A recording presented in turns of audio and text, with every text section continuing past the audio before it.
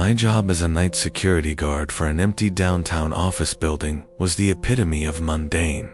It was a 15-story structure, and I was the only person in it from 9 p.m. to 6 a.m. The routine was a monotonous loop: check the doors, verify the fire alarms were functioning, patrol each floor. The building was a relic of the late 80s. All marble lobbies and dark wood paneling, with a sprawling, labyrinthine basement that housed the server rooms and maintenance closets. The first few months were blissfully boring. I would read, listen to podcasts, and enjoy the profound quiet that came with being alone in such a vast space. It was a sanctuary of solitude, a place where nothing ever happened, until the elevator started acting strange.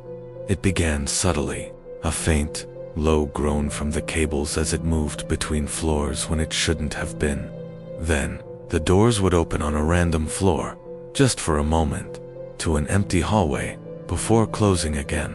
I chalked it up to an electrical glitch, a sensor malfunction, something you'd expect in an aging building. I'd make a note of it for the morning maintenance crew, and that would be that. But one night, while I was on my patrol on the 10th floor, I heard the faint, telltale chime of the elevator doors opening on the 4th floor, followed by the sound of a woman's heels clicking rhythmically on the polished marble. It was a clear, distinct sound, the kind of sound a person makes when they're not trying to be quiet. I froze, my heart thumping against my ribs. I had just checked the 4th floor 10 minutes earlier. It was empty. The sound of the heels stopped, and then the chime of the elevator echoed through the silence of the building as the doors closed on an empty car. I called my supervisor immediately, my voice a nervous tremor. He chuckled and said it was probably just settling, a common sound in old buildings, and not to worry about it. I tried to convince myself he was right, but the feeling of unease persisted. The elevator continued its phantom journeys throughout the night. I would see the lights on the panel flicker on the 4th floor, then the 7th, then the 12th, all while I was watching from the security camera feed in the lobby. The sound of the woman's heels was a new addition. It didn't always come from the elevator. Sometimes I would hear it from an upper floor while I was on a lower one, a faint echo that made the hair on the back of my neck stand up. The pattern was always the same: a woman's footsteps, always a solo set, followed by the chime of an empty elevator. It felt less like a glitch and more like a routine, a ritual. One night, the ritual changed. I was on the 9th floor, making my rounds, when I heard the chime of the elevator opening. I wasn't paying much attention to it at first, assuming it was another glitch. Then I heard the woman's footsteps. They started on the 11th floor, then the 10th. I stopped dead in my tracks, my hand on the doorknob of an empty office. The steps were slow and deliberate, the clicks of the heels on the polished concrete growing louder. They were coming down the stairs, not taking the elevator as they usually did. The thought chilled me to the bone. It was an old building, and the stairwells were dark, narrow, and unused. The steps came closer, passing my floor, and I heard them descending the final flight to the 8th floor.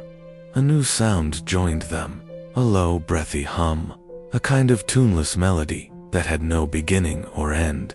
It was a profoundly unsettling sound in the dead silence of the building. I scrambled back to the main lobby, my patrol forgotten. I sat in my chair, staring at the security feed, my eyes glued to the staircase camera. I watched, my breath caught in my throat, as the figure of a woman, a blurred, indistinct shape, walked across the 8th floor lobby. She was tall and slender, and her head was tilted at an unnatural angle. She wasn't carrying anything. She just walked across the lobby, paused at the elevator, and then walked back toward the stairwell, her heels clicking against the marble. But this time, she didn't hum. She began to sing. Her voice was thin and reedy, like an old music box, and the song was a strange, nonsensical lullaby I had never heard before. The song was a series of repeating syllables, an incomprehensible verse that sounded ancient and wrong. She walked back into the stairwell and the sounds faded. I spent the rest of the night huddled in my chair, my eyes glued to the security feed, listening. The elevator remained still. The clicking of the heels, the eerie humming, and the nonsensical song were gone. I was alone again, but the silence was now 1,000 times worse than before. The next night, the elevator was silent, the chimes no longer echoing through the building. I thought it was over, but when I was on the 4th floor, I saw it, a trail of mud and water leading from the stairwell. It was a fresh trail, left by 2 small, bare feet, not heels. I followed the trail to the 7th floor, where it ended at the door of the main server room. The room was locked. My blood ran cold. The footsteps hadn't stopped, they had just changed. And now, something else was in the building with me. Something that was no longer using the elevator or the stairs, but was moving silently through the walls and the wiring, and it had a new song to sing. I called my supervisor and quit on the spot, unable to articulate the specific horror that had me on the verge of a full-blown panic attack. It wasn't the ghost of a woman, it was the sound of her memory. A memory the building had absorbed and was now playing back to me in a more intimate, more terrifying way, and it was getting closer.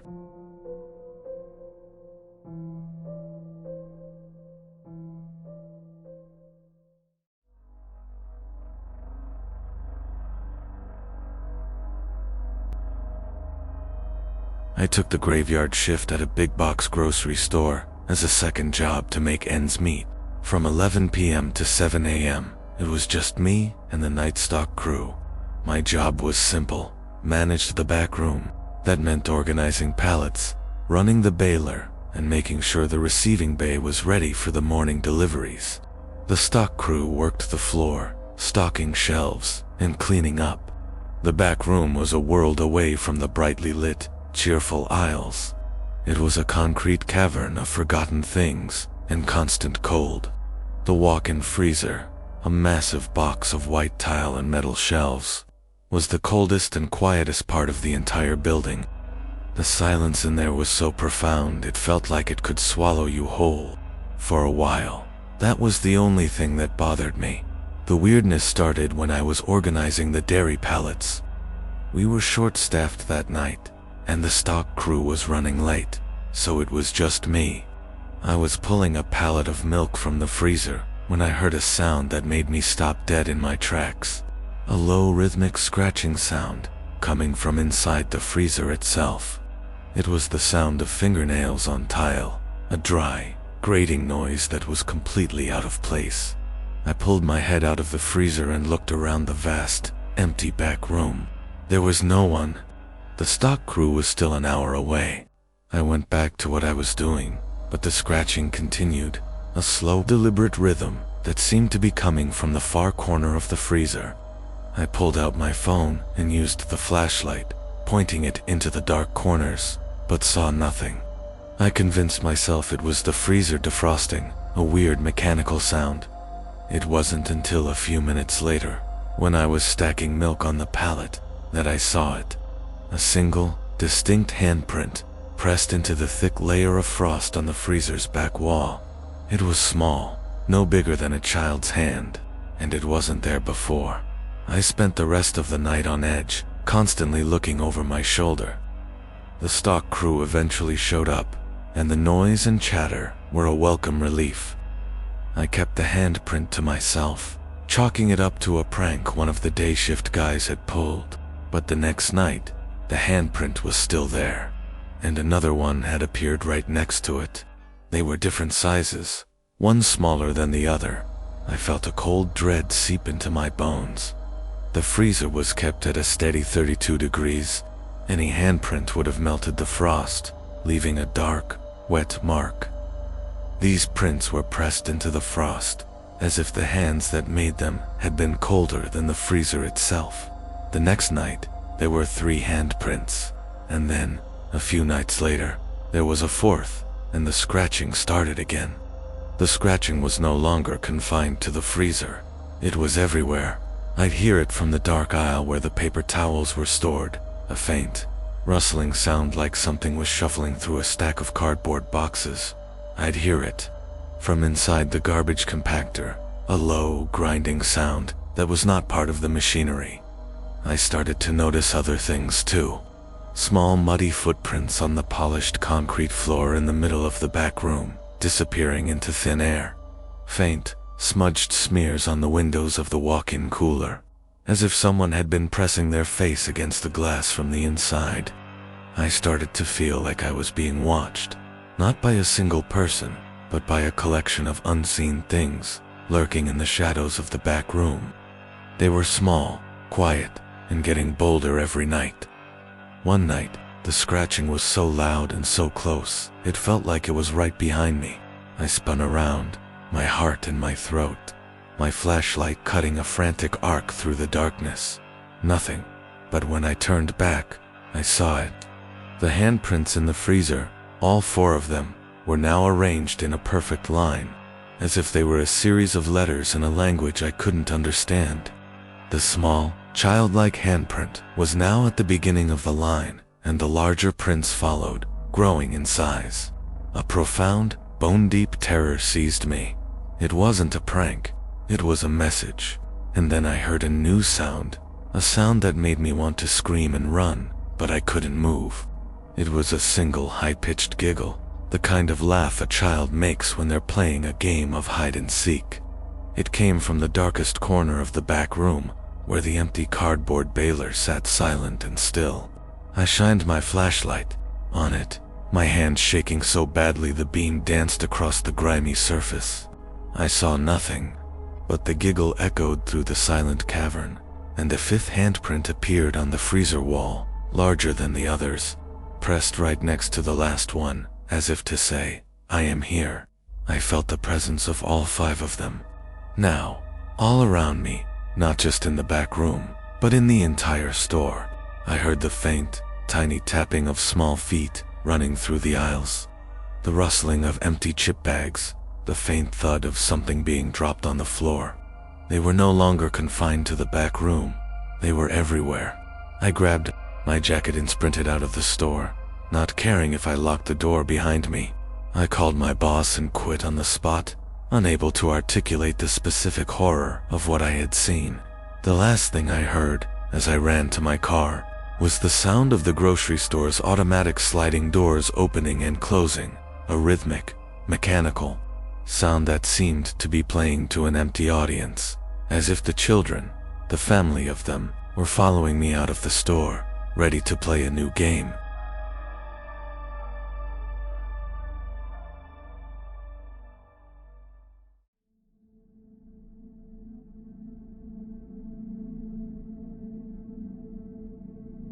The graveyard shift at a telemarketing company was soul-crushing, even when the phones were ringing. But my job was even worse. I was the last person on a skeleton crew of 1, a late-night IT guy whose sole function was to babysit the ancient, clunky servers that ran the company's phone systems. From midnight to 8 a.m., the only sounds I heard were the server fans' worry, the rhythmic click of my own keyboard, and the occasional creak of the old office chairs in the rows of empty cubicles. I had a small, windowless office in the back, and the rest of the floor was a silent, sprawling graveyard of forgotten sales targets and dashed hopes.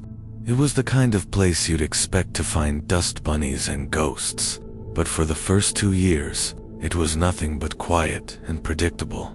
The first sign of trouble was a series of phantom calls. My job was to monitor the servers, and I'd often see a line light up on one of the old switchboards, indicating an incoming call. But when I'd check the logs, there would be no record of it. It would just flash once, a solitary, insistent red beacon in the dark, and then go out. I chalked it up to a line malfunction, a bug in the old software. But then the calls started to happen more frequently, and I started hearing them. The faint ghostly sound of an old telephone ringing from somewhere in the empty cubicles. It wasn't a modern ring, but a deep, resonant, bell-like tone that sounded like it was coming from the 1970s. I would search for the source, but it would always stop before I could get close. It was a game of cat and mouse, a chilling little game that made the hair on the back of my neck stand up every time. The calls continued, and they started to get more specific. One night, I was dozing off in my chair when I was jolted awake by the sound of a phone ringing directly outside my office. I shot up, my heart pounding, and flung the door open. The cubicle, just outside my office, a dark and dusty space that had been empty for over a year, had a single red light flashing on the old switchboard. The phone was ringing, a loud, clear, insistent sound that was impossible to ignore. I hesitated for a moment, a cold dread washing over me, and then I picked it up. There was only static on the other end, but then a new sound broke through, a faint, wheezing voice, a whisper so thin and dry it sounded like it was scraping against my eardrum. "Is anyone there?" the voice asked, and I dropped the receiver like a hot coal. The voice had a familiar, unsettling quality to it. It sounded like a recording, a garbled message from an old answering machine. I went through the company's archives, pulling up old records and voicemails. I found a series of tapes from the 1990s, when the office was a bustling hub of activity. As I listened, my blood ran cold. The voice on the tape was the same one I had heard on the phone. It was an old recording, a message from an employee who had worked at the company decades ago, a woman who had passed away years before. The message was a frantic plea for help, a desperate voice saying she was trapped in the building after hours. I listened to the tape over and over again, the terror in her voice, a raw, unvarnished sound that was impossible to mistake. I realized with a gut-wrenching horror that the phantom calls weren't just glitches. They were echoes of a past trauma, a plea for help that had been lost in the digital ether. That night, the ringing was everywhere. The office was a symphony of old telephone bells, a relentless cacophony that made it impossible to think. I looked out from my office and saw a faint, pale light moving between the cubicles, a silent, flickering shape that looked like a television screen. It was an old monitor from the 90s, one of the heavy, boxy models, and it was glowing with an unholy blue light. I watched in paralyzed terror as the screen floated from cubicle to cubicle, a ghostly searchlight that was looking for something. The screen moved to the cubicle outside my office, where the phone had rung, and it stopped. The phone rang again, a single, deafening peal that made the hairs on my arms stand up. I felt a profound, chilling sense of presence, as if I was no longer alone in the building. I was an audience to a final, tragic scene. The monitor settled in the cubicle, and a garbled, hissing sound came from the speakers. It was the same voice I had heard on the phone, the old, wheezing plea. But this time, it was different. It wasn't asking for help. It was asking for me. "You're still here," the voice hissed from the speakers, a cold and hollow sound. "You're still alone." I grabbed my bag and ran, not stopping until I was out in the street, the cold night air, a welcome slap to my face. I called my supervisor and quit on the spot, unable to give a single, rational reason for my sudden departure. The last thing I heard, as I sprinted away from the old office building, was the low, steady hum of the server room, a sound that was now punctuated by the rhythmic, insistent ringing of a single, forgotten phone, a call that would never be answered. The last I looked, the monitor in the cubicle outside my old office was still glowing, its blue light a solitary beacon in the darkness, a monument to a past tragedy that was no longer a story, but a living, breathing horror that was ready to find its next victim.